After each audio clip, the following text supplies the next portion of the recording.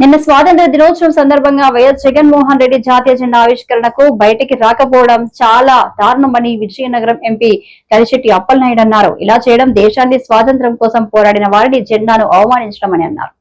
సోదరిమణి కూడా చాలా ఆనందం వ్యక్తం చేస్తూ చాలామంది సెల్ఫీలు తీసుకుంటూ వారు ప్రయాణం చేస్తూ చాలా ఆనందం గడిపిన సందర్భాలు ఉన్నాయి. అదే సందర్భంలో ఈరోజు మనకు ఆర్థిక ఇబ్బందులు ఉన్నప్పటికి కూడా గత జగన్మోహన్ రెడ్డి పరిపాలనలో రాష్ట్రం అంతా కూడా అట్టడుగున్నా సరే ఆర్థిక ఇబ్బందులు కలిగించినప్పటికి కూడా విధ్వంసం గురైనప్పటికి కూడా ముఖ్యమంత్రి గారు వారి అనుభవంతో వారి విజనరీతో వారు మంచి ఆలోచనతో ఈరోజు కేంద్ర ప్రభుత్వం ప్రధానమంత్రి గారి సహాయ సహకారాలు తీసుకుంటూ ఇది రాష్ట్రాన్ని అద్భుతంగా పరిపాలిస్తున్న విషయాన్ని కూడా గమనించుకోవాలి. మిత్రులారా, మొన్ననే మనం చూసాం ఎన్నికలు, కడపలో పులివెందుల ఎన్నికలు. ఎప్పుడు కూడా మా అడ్డ పులివెందుల మాది కానీ మా తాతది కానీ మా నాన్న కానీ మా జాగిరి అనుకున్న పులివెందుల ప్రజానీకం అదే అభివృద్ధిని చూసి అదే ముఖ్యమంత్రి చంద్రబాబు నాయుడు చేస్తున్న కృషిని చూసి వాళ్ళందరూ కూడా ముందుకు వచ్చి అభ్యర్థి వైసీపీ అభ్యర్థులకి డిపాజిట్లు రాకుండా అద్భుతమైన గౌరవం ఇచ్చారు. ఆ గౌరవానికి ఈరోజు మనం చూస్తుంటే జగన్మోహన్ రెడ్డి ఒక పార్లమెంట్ సభ్యుడిగా, ఒక శాసనసభ్యుడిగా, ఒక ముఖ్యమంత్రిగా 5 ఏళ్ళు పరిపాలన చేసిన వ్యక్తి, ముఖ్యమంత్రికి పనిచేసిన వ్యక్తి స్వాతంత్ర సమరయోధుల రోజున మన ఆగస్టు 15 రోజున జెండా ఆవిష్కరణ చేసే కార్యక్రమానికి దూరంగా ఉన్న సందర్భాలు మనం గుర్తు చేసుకోవాలి.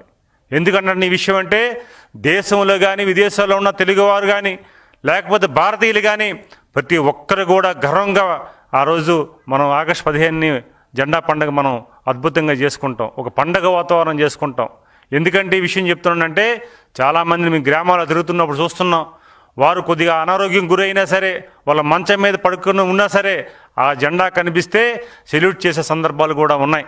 అలాంటి దేశం పట్ల దేశభక్తిగా ఉన్న భారతీయుల్ని ఈరోజు జగన్మోహన్ రెడ్డి నిన్న జెండా ఆవిష్కరణకు కానీ జెండా పండుగ కానీ ఆగస్టు 15 కార్యక్రమాలకు దూరంగా ఉండి భారతీయులు అవమానం చేసే విధంగా ఆయన వ్యవహరించారన్నది ఈ సందర్భంగా తెలియజేసుకుంటున్నాం.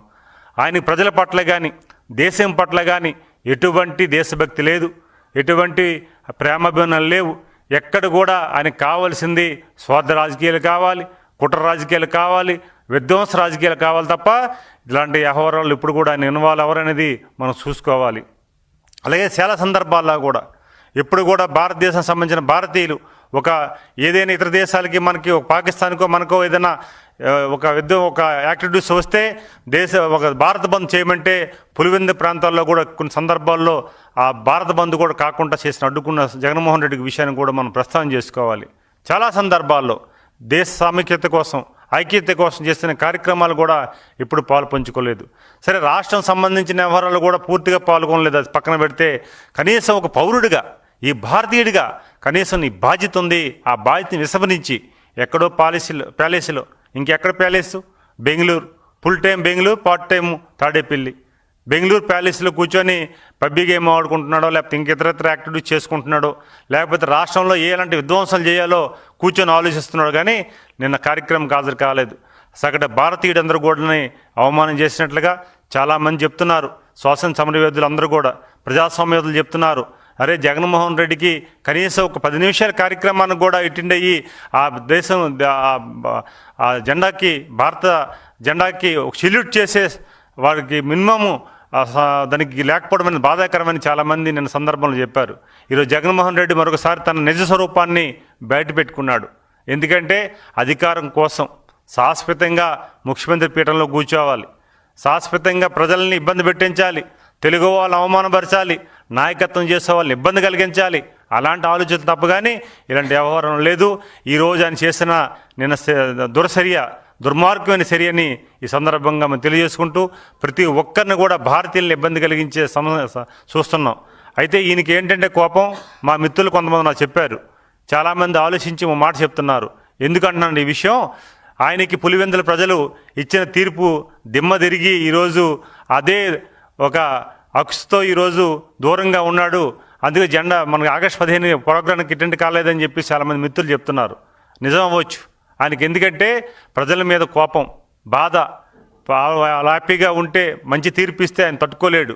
అందుకే ఈరోజు ఆయన ఇప్పుడు ఆగస్టు 15 సంబంధించిన వ్యవహారాలు కూడా ఆయన దూరంగా ఉన్న విషయాన్ని మనం తెలియజేసుకుంటూ ఈరోజు గౌరవ ముఖ్యమంత్రి గారు ఏదైతే ప్రజలకు ఇచ్చిన సూపర్ 6 కార్యక్రమానికి అద్భుతంగా చేసుకొని ఈరోజు వారు కుట్టిన సూపర్ 6 మన భారతీయులందరూ కూడా ఆంధ్రప్రదేశ్ ప్రజానీకం తెలుగు ప్రజానీకం అందరూ కూడా గర్వపడుతున్న రోజు.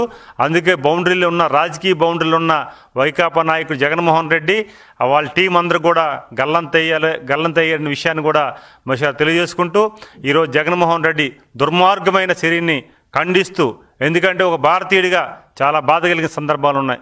ఏదో నేను ఒక మెంబర్ ఆఫ్ పార్లమెంట్గా లేకపోతే ఒక తెలుగుదేశం పార్టీ ప్రతినిధిగా ఈరోజు మాట్లాడలే, బాధ కలగట్లే. ఎందుకంటే ఈరోజు ఒక భారతీయులం, మన బాధ్యత.